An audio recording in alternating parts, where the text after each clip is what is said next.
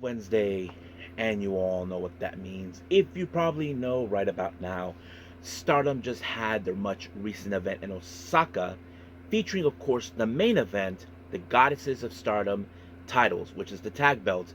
Of course, our current champions, Wing Gori, defend them against Yuna Mizumori and Saki.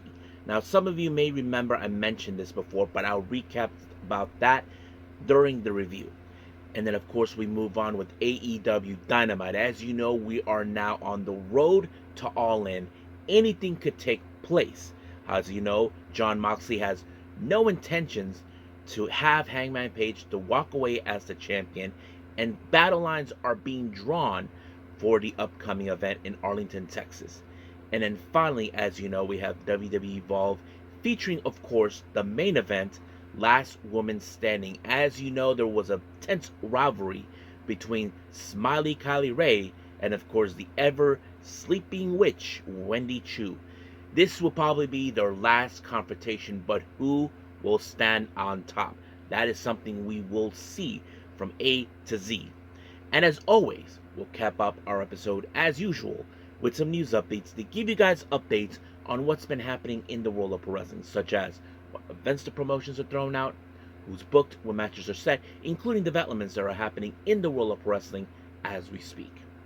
So, let's get ready for another episode of Deleted Wrestle Zone.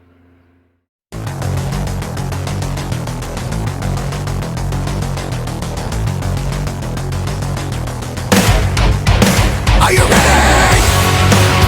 Get up, get up! Get up, get up! Get up, get up! Get up, get up! Get up, get up! Get up, get up! Hey everyone, welcome to Deleted Wrestle Zone, all things that is pro wrestling with AEW, NXT, New Japan Pro Wrestling, TNA, the National Wrestling Alliance, various promotions, wrestlers, matches, and championships.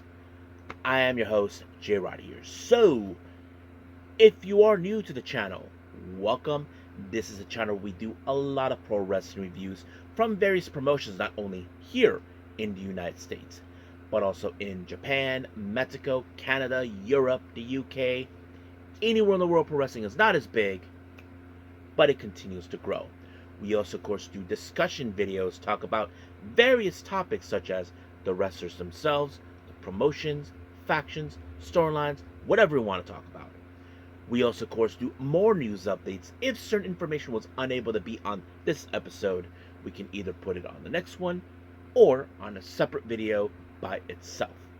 We also, of course, do real-time news updates to keep you guys on alert if something has happened in the world of wrestling that needs to be addressed ASAP. We also, of course, got the Unagi Sayaka Watch and various other cool wrestling content as well. So if you like what you see, please subscribe to us or click on that subscribe button.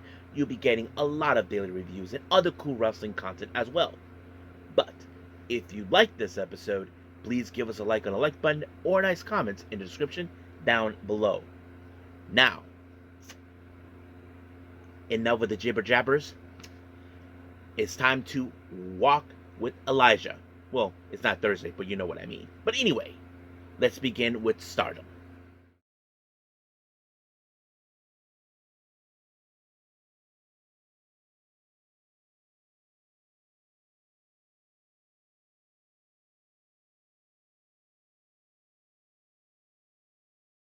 Okay, Stardom. This took place recently in Osaka at the Edion Arena Osaka number 2. This is like coming off after the conversion, in case anybody remembers. Now, our opening match, we have the Cosmic Angels consisting of Sayaka Kurara, Sayuri Anu, and Natsupoi. They face against Neo Genesis, Mei Sita, Azumi, and Starlight Kid. Now, nothing too special about this match whatsoever. But we have noticed how Sayaka Kurara has been growing significantly. Like, she almost had this match won, but however, it was Mei Sita that put her down with the Rolling Star, and then just like that, 1, 2, 3, it was over. But however, during the post-match, Starlight Kid called out Sayuri Anu. Now, I don't know what's significant, but at first, it seems like she had some unfinished business with Natsupoi. But however, she turned her attentions to Saori Anou. I don't know what was that all about, but I wouldn't be surprised if she intended to defend the white belt to her. And and people are probably say this would be, of course, Saori Anou. If she does defeat her, she becomes a three-time white belt champion. However, while that was happening, out of nowhere, the members of Hate, consisting of Rina, Fukigen Death, and Konami, decided to make their statement in the middle of the ring by declaring themselves as the next challengers for the artist belts. Now, if you guys remember clearly, for those who don't know or don't remember or are new to the channel, let me iterate this. Not too long ago, of course, we did have Hate who declared themselves as the challengers for these specific belts. However, that match ended up in a three-way between not only Neo Genesis and Hate, but also Mi Vida Loca. But it did resulted for Neo Genesis to retain the belts. And now, because Hate are determined to take control of Stardom, this is the perfect opportunity to do so. So I'm sure we all know Neo Genesis are not going to back down from anybody or any fight. But we'll see where that goes from there. Now, our next match, we have, of course, the rookies, Kikyo Furusawa, Emi Maeshima, and Yuri Him. They take on the members of EXV, all three of them, Rian, Hanako, and Waka Tsukiyama. Now, remember for this is considered now a preliminary match due to the fact, of course, that Yuri Him will be teaming up with star member Momokogo for the New Blood Tag Team belts, which currently are being held with, of course, Hanako and Waka Tsukiyama, together known as Rice or Bread. Now, you can say that in this factor, mostly the rookies will be taking the fall. Exactly that's what happened, because it was Hanako with a brainbuster on Furusawa, and just like that, 1, 2, 3, it was over. Our next match, we have a bit of a three-way match. We have Fukigen Death versus Aya Sakura versus Miyu Amasaki. Now, nothing too special about this match in whatsoever. Now, however, when it comes to Fukigen Death, you all know, as a member of Hate and also a high speedster, you know how she plays the game. And as for the other competitors, Aya Sakura with a background of karate, Miyu Amasaki, as you know, many people who have watched her, they've seen her, how much she's grown. But however, who's walking out? Because when it comes to three ways, it's very tricky. But in the end, I would have assumed that Amasaki was going to pick up the win on Aya Sakura. But nope, that did not, because apparently, somehow, someway, Aya Sakura was able to counter Fukigen Death when she was attempting to apply the O'Connor roll, and she converted it into a pinfall, and just like that, 1, 2, 3, Amasaki pick up the win. Now, our next match, we have a bit of a three-way tag team match. First up, we have the members of Hate, Rina, and Konami versus Mi Vida Loca, consisting of Akira, Amasaki, and of course, the big and strong Bozilla versus God's Eye, Rana Yagami, and Ami Sori. So nothing too special about this match whatsoever.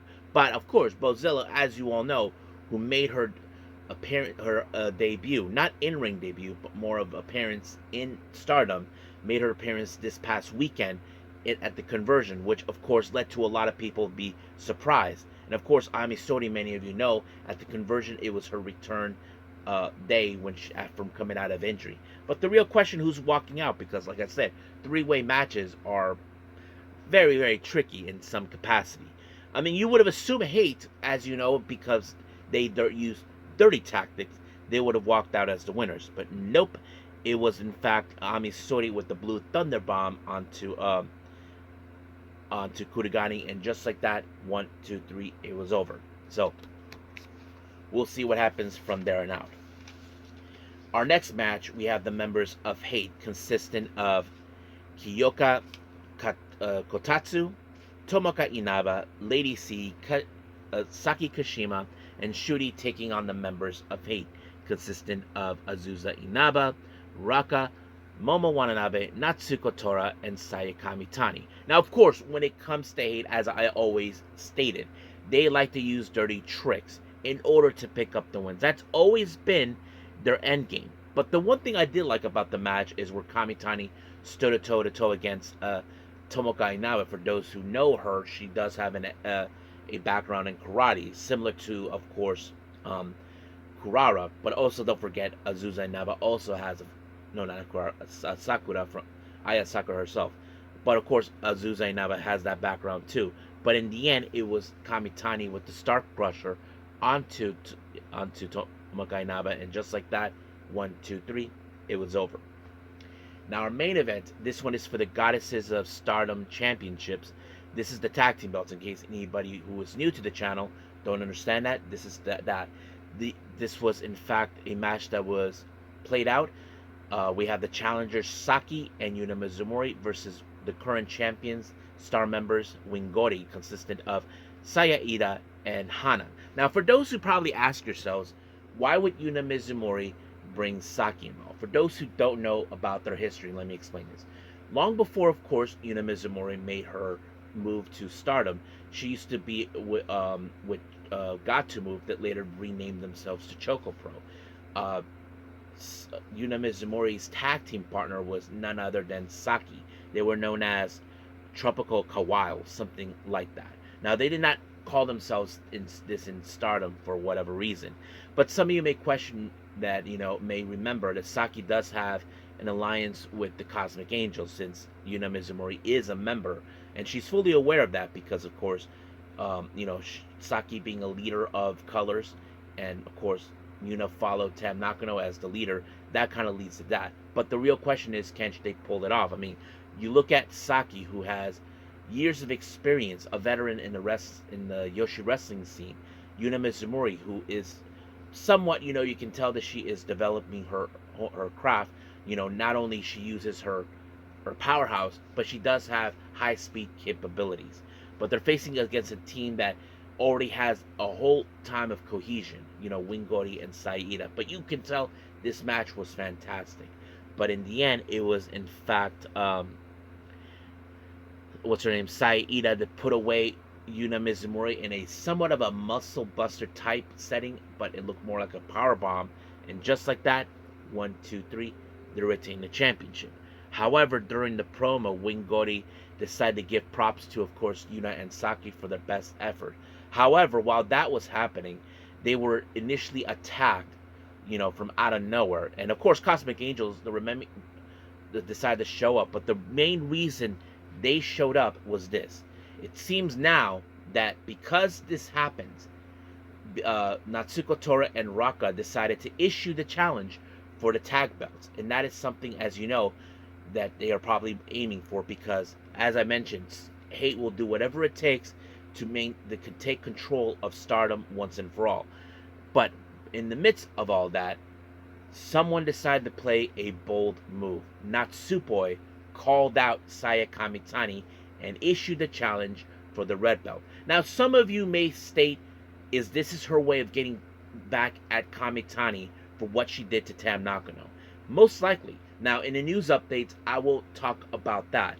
I feel like I don't want to waste time with doing the review and talking about her reasons, but that's going to be in a separate thing. So we'll talk about that a little later on this episode on our news updates.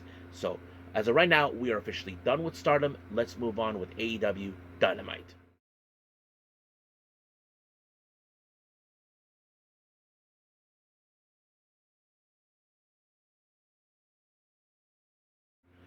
Okay, AEW Dynamite. Now, we opened up with, of course, seeing Toni Storm along with Luther making their way out until they were attacked by Mercedes Moné. Now, as you all know, Mercedes Moné is the #1 contender who will be facing Toni Storm and All In for the AEW Women's World title. So, of course, Toni Storm indicated to her, saying, if you want my title, you have to kill me for it. And that's exactly what Mercedes tried to do. However, of course, Mina Shirakawa, who is an associate of Toni Storm, of course, decided to give her backup. Now, this later did announce that Mina Shirakawa will have another opportunity of redemption against Mercedes Moné for the TBS Championship. Now, I did hear from various people, they're saying that they'd rather see Mercedes Moné probably drop that title, if they're going to plan to, of course, have her become the AEW Women's World Champion. But we'll see when that day comes. But let's move forward.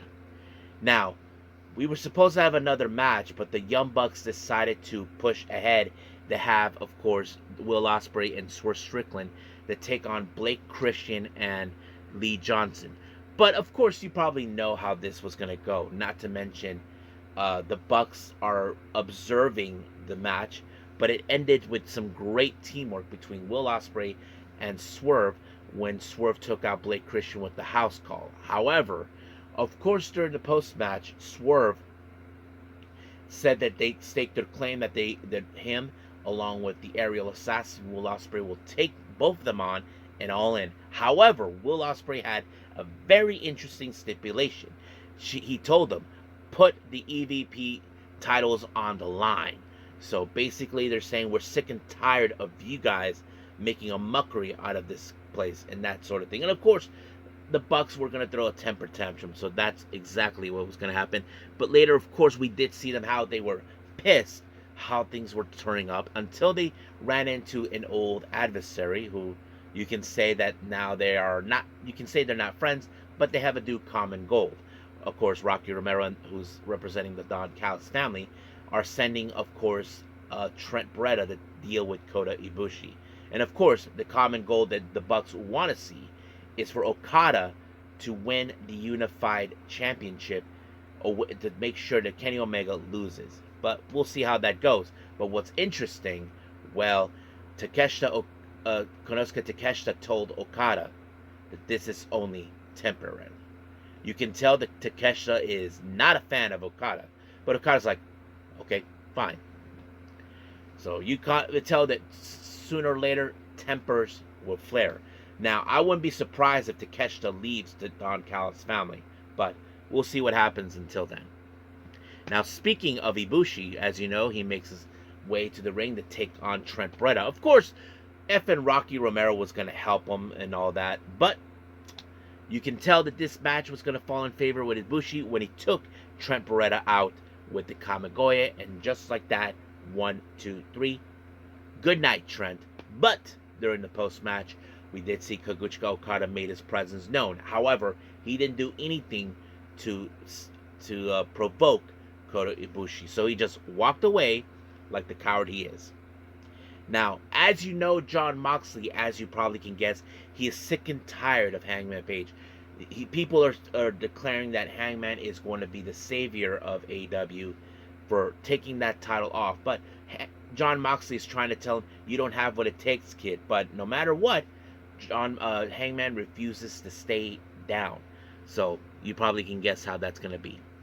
Now, we did see Renee Paquette conduct an interview with AR Fox, but however, he was interrupted by Ricochet. As you know, Ricochet is determined to form his own faction. So AR Fox was like, how you can say, it was on his list.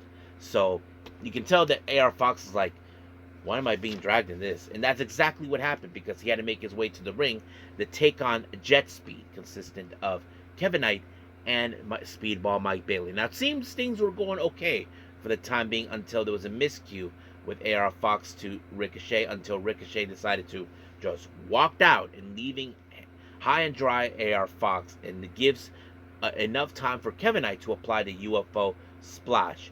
However, while they were celebrating, Tony Schiavone conducted a post-match interview where Jet Speed had declared themselves that now they're gunning for the AEW World Tag Team belts until they were attacked by the Hurt Syndicate and they were put through a table. However, while they were conducting their business, well, MJF made it clear that he is now going to be entering the Casino Gauntlet match in All In hopes to regain, of course, the AEW World title. However, Mark Briscoe showed up saying that he is going to be fighting for the #1 spot in the Casino Gauntlet. But of course, MVP and MJF don't believe that, of course, Mark Briscoe has what it takes, because the competitors that will be joining him is our current ROH World Champion Bandito, Roderick Strong, and Konosuke Takeshita. Now, of course, many would say Takeshita will most likely be the obvious candidate that could take the spot and most likely be a future AEW World Champion. However, this match ended with, of course, when Mark Briscoe applied a froggy bow onto Roderick Strong, and just like that, 1, 2, 3, it was over. So he gets the #1 spot. Now, speaking of Roderick Strong, as you know, one of his closest friends, Adam Cole, put out a video promo saying that he's willing to put, of course, the TNT title on the line against anybody in the Don Callis family. So that's going to happen the following day, in case anybody asks. But later it was revealed it's going to be, of course, Josh Alexander who responded to that. Now, speaking of the Casino Gauntlet match, as you know, the women's also get involved. So we have a number one spot. First, we have Chris Statlander versus Athena versus Thunder Rosa versus Willow Nightingale. Now, of course, there's certain factors in this. Chris Statlander and Willow Nightingale, as you know, for friends, and of course, Willow doesn't want nothing to do with her after, of course, Chris tried to, you know, kindle the relationship, and of course, the history between Athena and Thunder Rosa. You know how that was going to go. However, this match turned a different turn when the members of Death Riders, more specifically Marina Shafir and that idiot dirtbag Wheeler Yuta, decided to get involved. But of course, Willow took care of business with those two until, out of nowhere, Chris Statlander applied the Wednesday Night Fever onto Willow, and just like that, 1, 2, 3, Chris Statlander gets the number one spot. However, Chris Statlander noticed that Marina Shafir was happy with the results. But I don't think Chris Statlander is okay with that, because the thing is, she'd rather do things on her own, rather than get help. Of course, Wheeler's happy about it, that Chris Statlander won, but Marina's like grabbing, was like, get your ass over there. Move it, asshole. Just like that, you know what I mean? So he just, because he's having that smirk, but Marina's like telling him, don't smile. So that pretty much what happened. Now, we did see an interview with Renee Paquette talking to, of course, with Stokely Hathaway and FTR. Now, recently, as you know, they're not happy what happened recently last time in Collision, where the Outrunners showed up to save the day. So it seems now they have to deal with them really soon. So we'll get to that at some point. Now, our main event, we have Hangman Page versus Beast Mortos. Now, of course, Hangman Page has to be on his A game if he's going to survive against, of course, Jon Moxley at All In. But, of course, many of you would say this match was going to end when Hangman Page. It did. Of course, Hangman Page defeated Beast Mortos with the Buckshot Lariat, and just like that, it was over. However, in the post-match, the lights went out. No one saw what was happening until we saw the Bucks gave Hangman Page the EVP trigger. And then, of course, we did see the Death Riders. More specifically, they were trying to take out Hangman Page before they get to All In. But the Ops showed up in order to give Hangman a helping hand. But Will decided to show up. But the real question is, how much damage has Hangman Page? Because we saw Jon Moxley was attempting to choke him out. But hopefully he's 100% okay before we get to All In. We know Jon Moxley will not allow to anybody to defeat him in order to take this belt away from him, because of course Moxley is saying he is trying to save AEW himself. But we'll see what happens from here on out. Now remember, we do have Collision the following day. It's not going to be on Saturday, so in case anybody forgets, so we'll focus on that. But right now, let's move on to our last and final review, WWE Evolve.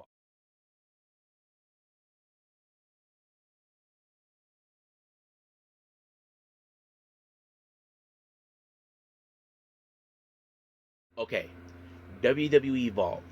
We opened up with Keanu Carver. As you know, recently he attacked, what's his name? Marcus Mathers and Jordan Oasis. But now he faces against Ice Williams. Now, you probably can guess why Keanu Carver is probably throwing a temper tantrum recently. Well, I could say maybe he's bitter with the fact that he did not win the Evolve Championship. But he has to deal with Ice Williams. Now, seems like this match could have won in favor in Ice Williams, but in fact, it was Keanu Carver who picked up the win when he applied like a somewhat of a move. I don't know what to call it, but it did the trick, and Keanu Carver, 1, 2, 3, picked up the win. However, during the post-match, he decided to continue and beat up Ice Williams, but thank God for Timothy Thatcher, who showed up and stopped it. So he decided to not let this happen. It's like, hell no, not like this. So I'm sure Keanu Carver probably won't have a chance to get even with him for interfering in his business, but that's going to be another time. Now, this past Sunday, we did see the members of the Variety Project making their way to IWTV, which of course anybody knows the acronym. It means Independent Wrestling Television. So this is a thing that happens. So they're claiming that they're the ones in charge of the independent scene in their area, and that's how it's going to be. But we'll see until someone decides to step forward, until of course we get there. Now, our next match, we have Zara Zacker versus Kendall Gray. Now, as you know, in recent weeks, there's been a string of attacks against the ladies of the Evolve locker room. No one seems to know who is in fact making these attacks. However, last week, we did see, of course, where Kendall Gray, certain women are looking at Zara Zacker, the one person who's not been around in Evolve. Now, Zara Zacker said, I didn't have nothing to do with it. It's not my style. But of course, Zara Zacker says, if you want to deal with this, let's do this in the ring. And that's exactly what happened. Now, Kendall Gray, of course, as you know, probably a little pissed that her friend is not there. Well, she took matters in her hands when she took out Zara Zacker with the Control Z. Now, in the back, of course, we did see Stevie Turner on her way to the ring, but Edris Enofe had something in mind. But of course, Stevie Turner had not enough time to find out what she wanted, because she wanted to present the next signee of Evolve until she heard a noise. And of course, another attack has took place, and this time it was Aria Bennett. No one seems to know who's doing these attacks. No one saw a thing until Kendall Gray and Zara Zacker showed up, realizing, well, you can say Kendall Gray might say, oops, my bad. And of course, you see Zara Zacker probably giving her that look, I told you it wasn't me. So, the real question, I think many women in the locker room in Evolve are questioning, who is doing these attacks? Nobody knows. But we'll see. Now, Stevie Turner was able to take care of business in the back. Well, she was able to take care of the actual business she was going to do in the ring. She announced, of course, the new signee for Evolve, and this is someone, many of you know him. I talked about him on NXT and NXT Level Up. We're talking about Dante Chen. Now, Dante Chen talked about the last time he was in NXT, where, of course, Ethan Page, who was still in his bad, moody stage, of course, took out Dante Chen's ankle. But, of course, while he was there in the ring, Edris Enofe showed up.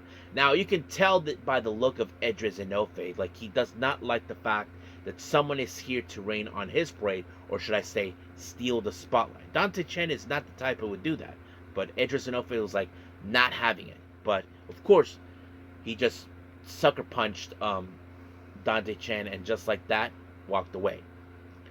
Now, Chuy Martinez had an interview with, of course, with Layla Diggs, talked about her background, but the real question, the one thing that he did mention, turns out that Layla Diggs was unaware that her tag partner and friend Aria Bennett was attacked, and seems like this is what was supposed to happen. Next week, it was supposed to be Layla Diggs and Ariana Bennett facing off each other.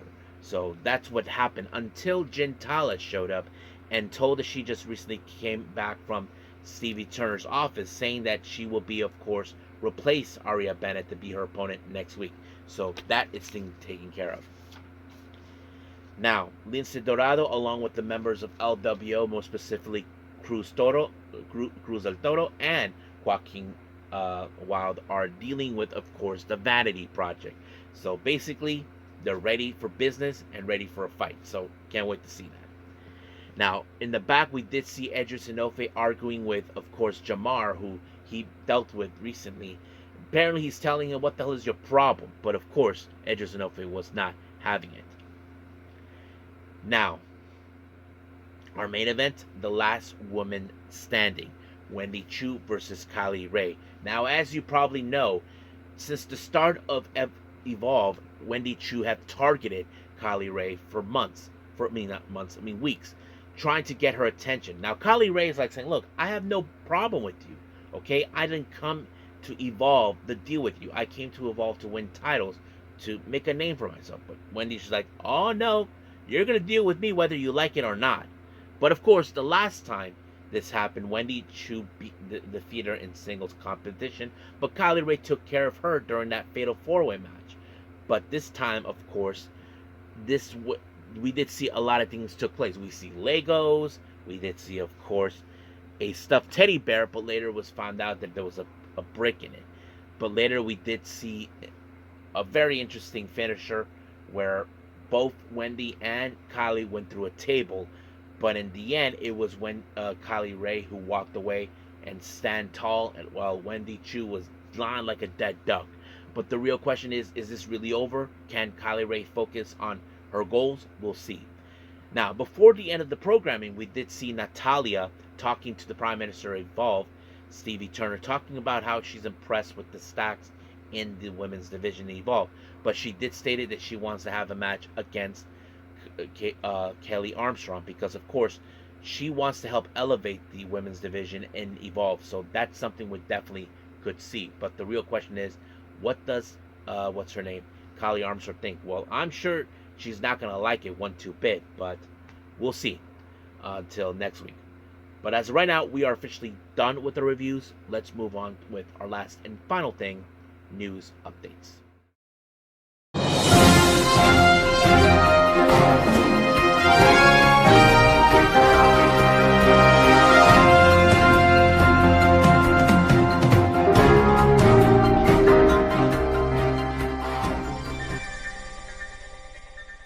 Okay, so welcome to our news update. So let's begin with upcoming events. We mostly only have GCW in case anybody asks. Now, as you know, they will be making their way to Coney Island on the 19th of July. They announced a tag match. We have the Koger brothers. Otis and his brother Atticus Koger will be taking on Elena Black, formerly known as Cora Jade. She teams up with Priscilla Kelly, formerly known as Gigi Dolan. So this is going to be a brutal match. Now, as you know, every year they'll be making their return to Atlantic City called Homecoming, and it's a 2-day event from August 23rd to 24th. And names have been announced they'll be participating. We have Masashi Takeda, Shotzi Blackheart, Bear Bronson, Atticus Koger, Effie, Drew Parker, and of course, the cutest in the world, Maki Ito. So that's pretty much for our upcoming events. Let's talk about some developments. Now, as many of you may have already heard that Sayuri Namba is officially graduated from Tokyo Pro Wrestling or so. This is a little bit about her replacement. Her name is Rise Shirai. She'll be making her debut as a ring announcer on the 28th of this month at the Tokyo Square in Atibi. So here's some of the basics about her. She's about 156 centimeter tall. She was born on May 19, 2001. She's from Kanagawa Siwi, Kanagawa Prefecture. Hobbies is Tokusatsu heroes, Disney, and favorite celebrities, well, it's the cast members of Kotusoi Sentai Deka Rangers. So if you guys don't know what that is, that's the Japanese version of the Power Rangers shows here in Japan. So I'm surprised about that, but yeah. So moving on right now. Recently, as you all know, I reported that House of Glory, as you all know, this promotion is based in New York, more specifically somewhere in Brooklyn or so, run by Amazing Red. Apparently, they opened up a brand new school recently in Orlando, and they just announced Matt Cardona will be doing a seminar down there on the 29th of June. So if anybody who is probably signing up for in Orlando for House of Glory down there, maybe you should do a little digging and find out more information if you're planning to attend. Now, many of you remember I mentioned earlier during the Stardom review about Natsupoi making a play for the red belt. Well, this is exactly what she said. They asked her why didn't she go after Kamitani right after Tam Nakano. Now, this is what she said. Of course, after Tam-chan retired, I wanted to go after her, after Kamitani, right away. But with May 31st, her 10th anniversary show, which we already reviewed, that she did with Sayuri, was approaching, I had things that needed to be take priority and needed to show the world solid results. My frustrations towards Kamitani kept building day by day, but I wanted to unleash all those feelings at once. So I had been waiting for this moment for a long time. So yes, I mean she had thought about it, but of course this was right on the cusp of that. So she couldn't let that slide away. And of course, she talked about her behavior as a character, about appearing in the media. And this is what she said: "I thought that Kamitani betrayed Maki Chin last year and joined Hate with serious resolve. But since then, even though she changed her appearance, tone on TV, she's trying to appeal that she's the actual good person. In fact, it's like she's gotten a taste of what kind of appeal, and all her actions been half-hearted. To be honest, I don't know what Kamitani wants to do. I feel like uncomfortable with the world now dominated with Kamitani." So she's a concern, much like Tam Nakano. If you guys remember, Tam mentioned she will not gonna let Kamitani to defile the red belt, and Natsupoi feels in that similar manner. So that's one of the main reasons. And then finally, they asked her about the landscape changing following Tam's retirement and the departure of Mayu. And this is what she said: "I think the company and the world are quietly trying to fill the void, but I don't think that's good enough. Precisely because the void is so big. I believe now the chance to make big change. That's what I think we need to reform this strange version of stardom. I think it's the sense of responsibility that's blossomed within me is a gift that Tamchan left behind for me." So basically, it's more like she feels that it's time for the void to be filled. She feels now that Tam is gone, and she felt like Tam left this responsibility for her to, fill that void. So I would love to see Natsupoi win the red belt because she already defeated champions who are red belts. I mean, Mayu is one of them, and so is Tam. And I feel that it deserved to win the red belt. I mean, what do you guys think? Do you think she should win the red belt? I mean, I would love to see her win that belt, possibly, if it's possibly by the end of this year. But we'll see what happens. But as of right now, we are officially done with our news updates and everything else. Let's call it a day. Well, I hope everybody enjoys this episode coming up. As I mentioned earlier, AEW Collision will not happen this Saturday, so it's going to happen on the following day, on Thursday. So I can't wait to review it. But we will continue with TNA and Ring of Honor. As you know, TNA are now building battle lines for the upcoming Slammiversary. Ring of Honor, we may see some clips that took place last week for Global Wars. As you know, Ring of Honor was at Arena Mexico during that time, and I can't wait to review all of that for all of you. Now, if there's any news updates that need to be announced or revealed, I will be doing that if anything comes up. But as of right now, I will leave things as it is, and I will see you guys in the next DWZ time, same DWZ channel. I must bid all of you adieu. So, goodbye, and have a nice day.